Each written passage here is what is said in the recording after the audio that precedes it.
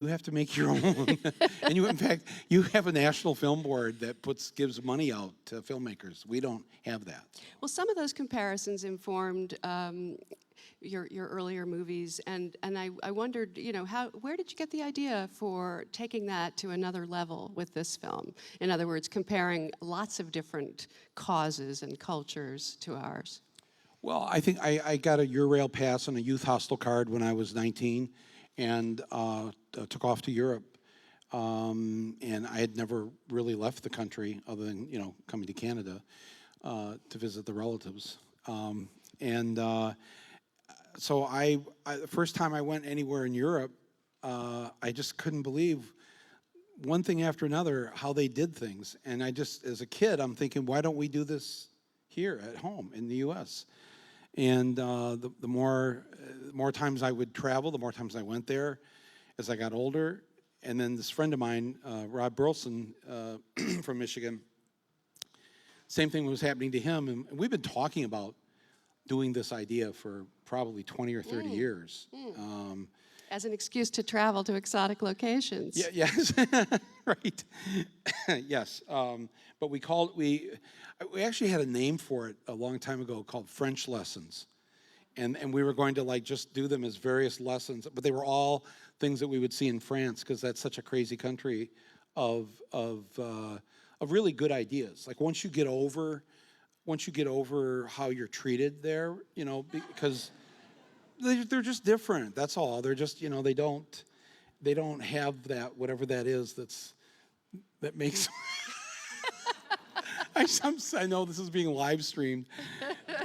People in France, turn your computers off right now. I love you, but you know they're just not. They cannot be nice sometimes. That's what I'm trying to say. Yeah. So you have a research team. You had various issues that you were interested in. You had to narrow them down, and you had to pick the countries that were going to best illustrate the points you wanted to make. So how did you do that? Well, that's a good question. I had some, I'd heard of things, but basically I went on my own search for things I didn't know about.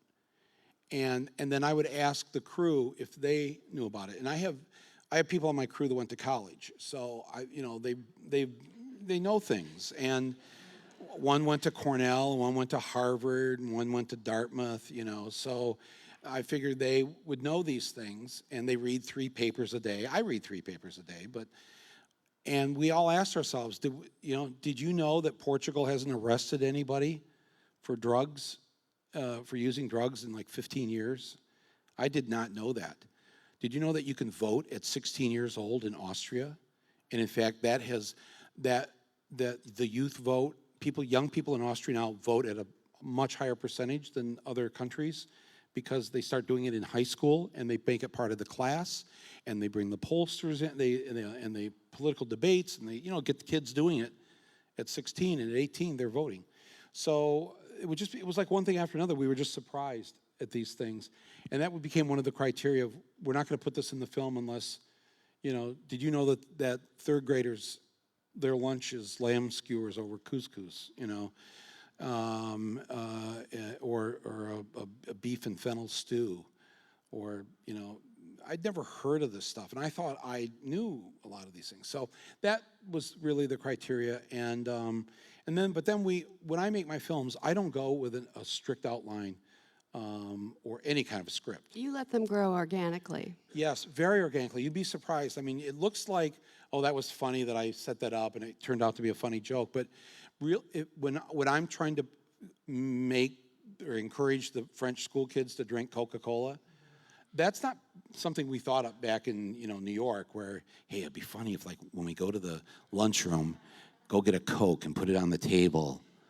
That we do not work like that. It was like I wanted a Coke, and I just said to my assistant, and of course she couldn't find one anywhere, and then she had to go into town to get one, and then brought it back, and it's just sitting there, and the kids were looking at it like it was an alien object, and so I just started, that's how that stuff happens. The scene at the end of the movie, which I won't say for people who haven't seen it yet, but the location that we're at, that was really just because I had a friend there with me, And we thought it would be fun just to do this little thing there in that particular famous location, but never intending it to be in the movie. And it ends You up. filmed it though, you know. We filmed it, yes, but my crew has also been taught, and they know from experience with me, to always be filming. And when I tell them to turn the camera off, they know not to do that. So, you know, when the police tell them to turn, we'd never turn the camera off. So it's like, and I get upset sometimes because I really mean it. Turn the camera off. You know, it was, and there's one shot in there in Nuremberg where I was really, before we got out of the van, I said, please, this is a very kind of a sacred place in the sense of what it represents in terms of the millions of people who died. Let's just be here for ourselves, just for our own souls. And we're not here to do a scene. And somebody didn't listen to me and grabbed a shot that ended up being part of an idea that is in the film that is, I read one critic wrote, that was really ballsy to try to pull that off. And we knew that putting it in the film, but that's okay. It's like, there's some things I really wanted to say, and I know that sometimes I create discomfort, but I think out of discomfort comes incredible things. I mean, if it weren't for the women's movement of the 70s that made men essentially uncomfortable, we wouldn't be halfway down some tracks, or a third of the way down some tracks, or in Hollywood's case, 1.9% of the way down the track. There's so many things I want to talk to you about because you're bringing up, like, one issue for me is you're dead serious about what you want to bring across, the points you want to make. You are on a mission. You have a cause here. At the same time, you have a very good sense of your audience, and you keep them in mind, and you know how you want to reach them. So there's this balance. Michael Moore, how much is he in the movie? Michael Moore, how funny is he? Michael Moore, how serious is he? And in the editing room, you figure that out, right? Yes, that is correct.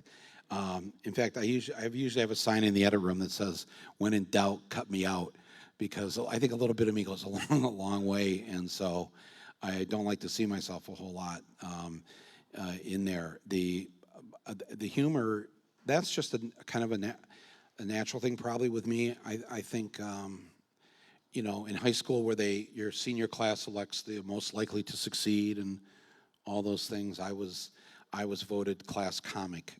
So because I was the one in the back of the class, you know, cracking jokes or making the teacher upset, or. Well, it's an asset when your documentaries, you know, make over $100 million, you know? Okay, so here's my question to you. Why don't more documentary filmmakers, or filmmakers in general, why don't they use humor? Because there's very few documentaries that are, because the subject matter is so serious, I think they feel like it trivializes the subject matter. And I think, no, it's such a great vehicle to communicate with people, and people need to laugh, and they need to relax a little bit so they can hear the information. And it's a rough world out there, and people are living from paycheck to paycheck. And you know, there's that great scene in the what's the Preston Sturges film? Sullivan's Travels. Yeah, at the end there, where it hits him when he's sitting there with all the fellow prisoners and they're watching a Mickey Mouse cartoon, and he looks around and he just sees how happy they are, and that you know what, if what I do is go back to Hollywood and just make happy movies or comedies or whatever, that if it brought joy for 2 hours to people's lives, that's a valuable contribution to the human race if you do that. And I think if all filmmakers maybe had that attitude, it would be I do think you had an influence in the sense that many filmmakers now put themselves in the movie. Reenactments have become much more common. That used to, when you started out, that was a huge issue for you. Oh yeah, no, I took a lot of heat from the old guard, and they did not like the idea that the films that were funny. They did not like the idea that I was trying a new form, maybe inventing a different genre of documentary filmmaking, and yeah, I mean, there's the famous story of the Roger Me when the old guard documentary, the committee that used to decide the nominees, because it wasn't open for a vote. And then you got to be on the Academy too. Yeah, well, you jumped ahead a lot of years there. But yes, once I got on the board a few years ago, I was able to convince my fellow documentary filmmakers that democracy was a good idea and everybody should vote. So now those are true nominations of our branch, and then the 5 nominees are voted on by the entire Academy, just like editors and cinematographers and everybody. So yeah, but they turned Roger Me off after 10 minutes. That's all they would watch of it. And but I think about that now. Even I always think about how can I push this even further down the field? What else can I do? What else can I try? You say like a reenactment in this film. It begins with a kind of something that hasn't happened yet. It's in my mind. Yes, right. A pre-enactment. Misleading us all along. You've been sort of, at least us in the press, we in the press have been trying to sort of, what is Michael Moore doing? You know, it was like a stealth campaign. Yeah, I was a little nervous about that. I didn't mean to trick anybody, but I also, we did not want to talk about the film. There's too much hype about movies before they're made. I don't understand this. I think I'm just tired of it. I'm tired of the noise machine in this business. You participate in it. You have a pretty loud soapbox of your own in the past. In the online, past, yes.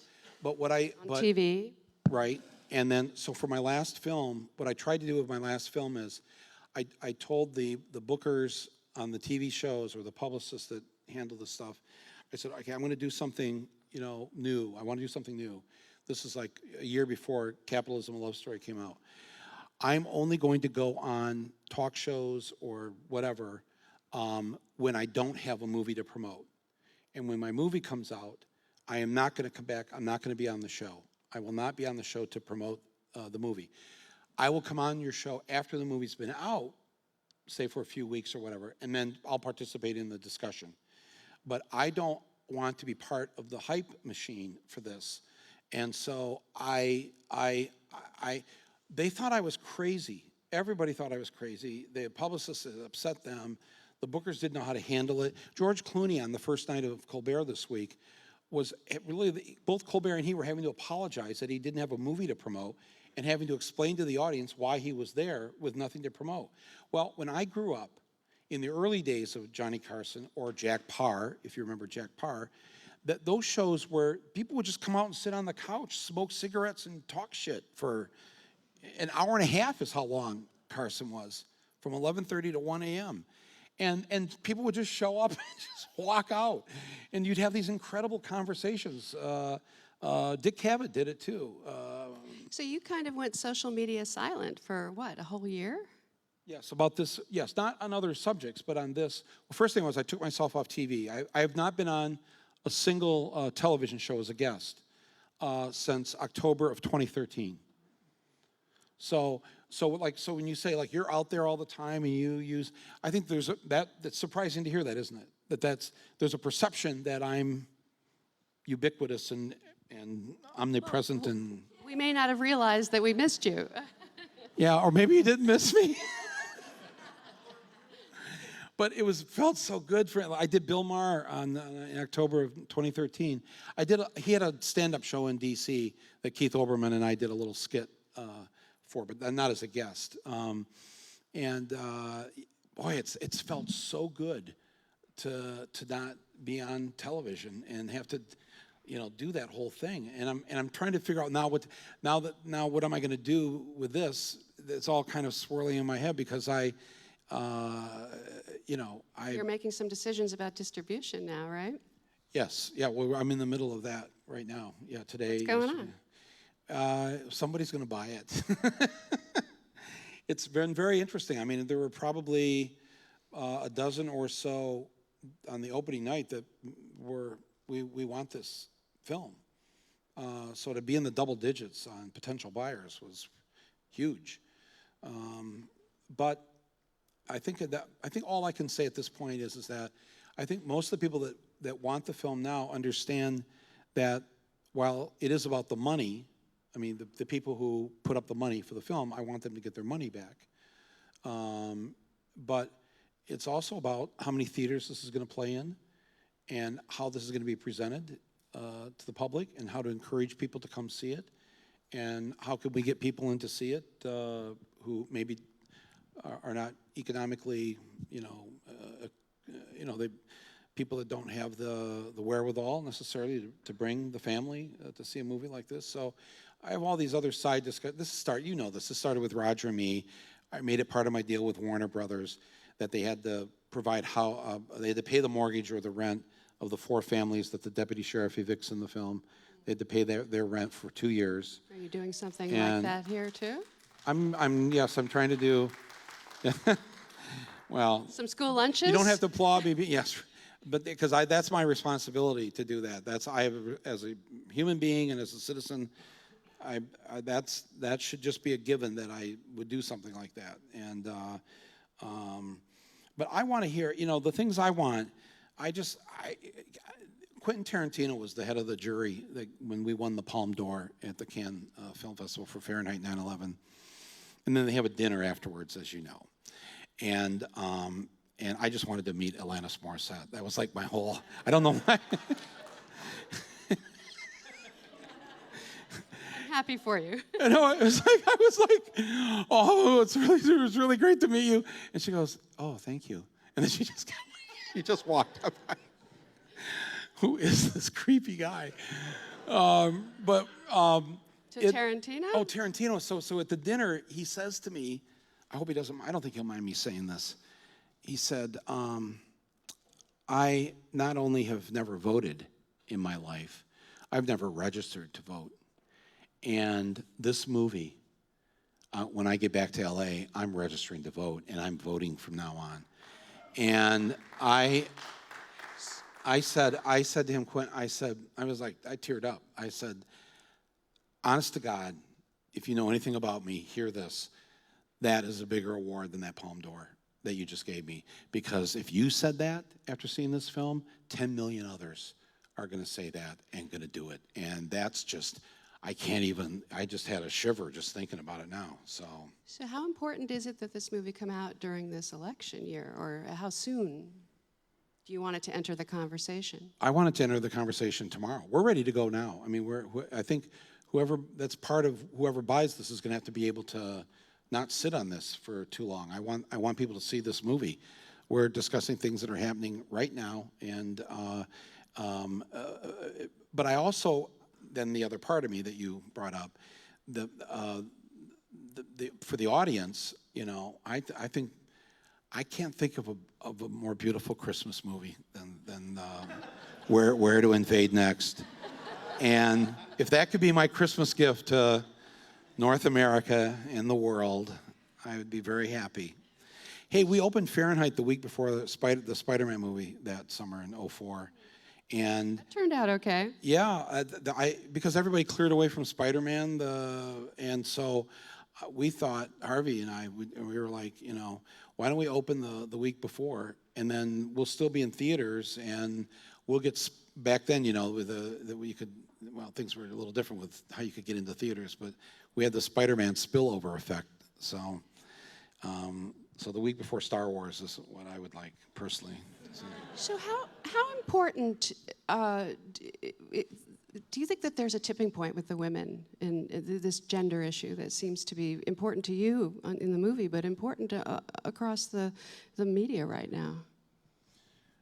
Yeah, I think the film deals with this issue in a way that it affected me, just going to these countries and seeing that they've, again, structured themselves differently when it comes to women and the power that women hold and the way that the equality that women have, or almost equality in a lot of these places. And so we're so far away from that in the United States. And I just, what I saw was not some cliche, equal rights or whatever, but it's the real effect of it is that if women are at the table, things are just going to get better. Really, what kind of guy are you where you wouldn't want women at the table? What guy wouldn't admit that things do get better when women are at the table, right? The room kind of picks up if they walk in the room. It's like we can still have our guy time, otherwise, but in general, it's a good idea. I don't know why. And then we get all slap happy in the United States. We've got 20 U.S. senators now that are women, and we're like, woohoo! And I'm like, that's awful. That's awful. We're half of the population. Half? You're even that. You're more than 51%. half. Yes, you're the majority gender.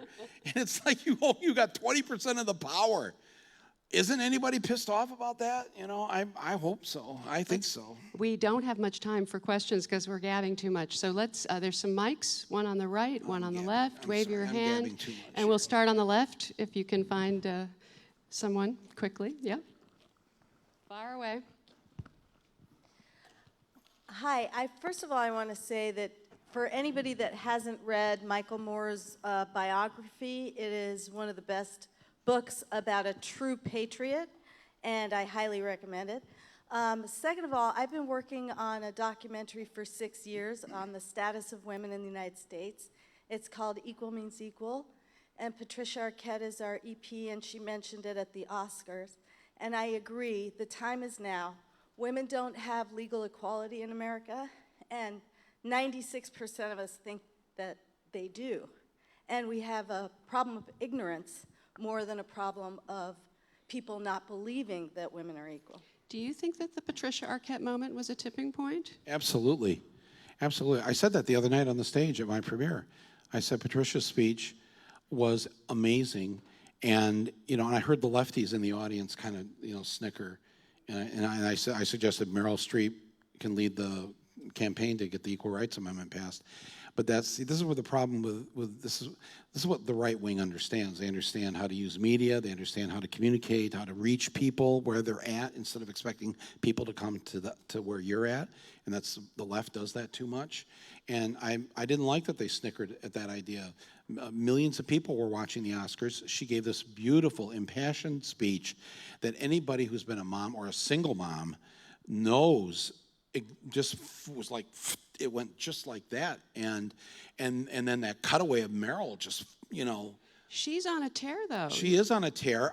And so Patricia wrote me last night and invited me to join the tear with them. So all right. I'm like, all right. On the right, have we got a mic on the right? Only need 3 more states to pass the ERA. Would you say that this is your best film by far? I love all my children.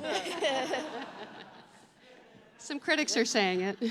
So yeah, I have read that this weekend. It's a kind thing to say. I take it for what it is. It will be surprising, I think, to a lot of people in a good way. So the mic on the left is going to this guy here. All right. Hey, Michael, thanks so much. You're a huge inspiration. I'm making a documentary called The Lens that's all about mental illness, stigma, annihilation, essentially. And it's really a journey to come out and be really open about my own experience with bipolar disorder, schizoaffective disorder. And I just want to know, for your journey and how you started, what was the process like to put yourself out there and, be in the limelight and take the pressure? And did it get easier? Was it a long process, or that kind of mission for you? Well, first of all, I love the way you say process here. Yeah. In Canada, it's really process. But, process.